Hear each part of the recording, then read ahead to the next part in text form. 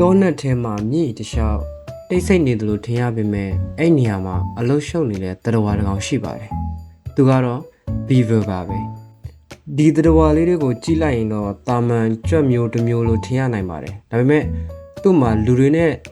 တူတဲ့စွမ်းရည်အလွန်ထူးခြားတဲ့စွမ်းရည်တစ်ခုရှိပါတယ်။အဲ့ဒါကတော့တိဆောက်နိုင်ခြင်းပါ။ beaver တွေကသူတို့ရဲ့တိဆောက်နိုင်တဲ့စွမ်းရည်ကြောင့်အလွန်နာမည်ကြီးပါတယ်။ beaver တွေကိုတဘာဝ engineer လို့ခေါ်ကြတယ်။သူတို့ကတက်သားတွေရှင်းတွေကြောက်တုံးတွေကိုအသုံးပြုပြီးတော့ဆယ်နဲ့အိမ်တွေကိုတိဆောက်နိုင်ကြပါတယ်။ beaver dam တစ်ခုဟာမြင့်ရဲ့ပုံစံကိုတော့ပြောင်းလဲနိုင်လောက်အောင်ကြီးမားနိုင်ပါတယ်။နောက်ထပ်ထူးခြားတဲ့တစ်ချက်ကတော့ကိုပါရေကန်တွေကိုဖန်တီးနိုင်ခြင်းပါ။ beaver တွေဟာဆယ်တွေကိုစောက်ပြီးမြင့်ရေကိုနေကွေးစေပြီးတော့သူတို့ကရေကန်အသစ်တွေကိုဖန်တီးနိုင်ပါတယ်။စိတ်ဝင်စားဖွယ်ကောင်းတဲ့အချက်အနေနဲ့ beaver တွေတိဆောက်ထားတဲ့ရေကန်ကြီးတွေကိုတချို့အချိန်မှာအာကာသကနေတော့မြင်နိုင်ပါတယ်။နောက်ထပ်ထူးခြားတဲ့အချက်တစ်ချက်က beaver တွေဟာရေထဲမှာအိမ်ဆောက်ပြီးနေထိုင်ကြတာပါ။သူတို့ရဲ့အိမ်ဝင်ပေါက်ကိုရေအောက်မှာထားတဲ့အတွက်ရန်သူတွေလည်းဝင်မလာနိုင်ပါဘူး။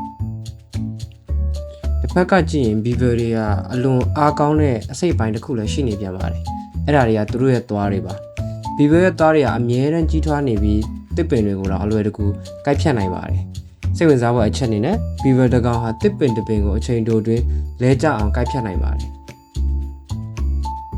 beaver တွေကတဘာဝကိုကူညီပေးနေတဲ့သူတွေလည်းဖြစ်ပါတယ်။ beaver တွေကြောင့်ရေကန်တွေဖြစ်လာပြီးငါးငှက်အပင်တွေအတွက်နေရာကောင်းတွေလည်းဖြစ်လာပါတယ်။တချို့တိရစ္ဆာန်တွေတောင် beaver တွေဖန်တီးထားတဲ့ပတ်ဝန်းကျင်ကိုမိခိုနေထိုင်ပြီးအသက်ရှင်နေကြတာပါ။နောက်ဆုံးတစ်ချက်အနေနဲ့ beaver တွေကအလွန်ပဲညံ့ရင်ထက်မြက်တဲ့သတ္တဝါတွေပါ။သူတို့ရဲ့ problem solving skill ကိုလည်းသွားရှုပ်လို့မရပါဘူး။ beaver တွေကပြဿနာတွေကိုဖြေရှင်းနိုင်တယ်။သူတို့ dam ပြတ်သွားရင်တောင်ပြန်ပြင်တတ်ပါတယ်။ beaver တွေကတာမန်သတ္တဝါတွေလုံးဝမဟုတ်ပါဘူး။သူတို့ကတိဆောက်သူတွေ engineer တွေနဲ့တဘာဝကိုပြောင်းလဲနိုင်တဲ့အံ့ဩဖွယ်သတ္တဝါတွေဖြစ်ပါတယ်။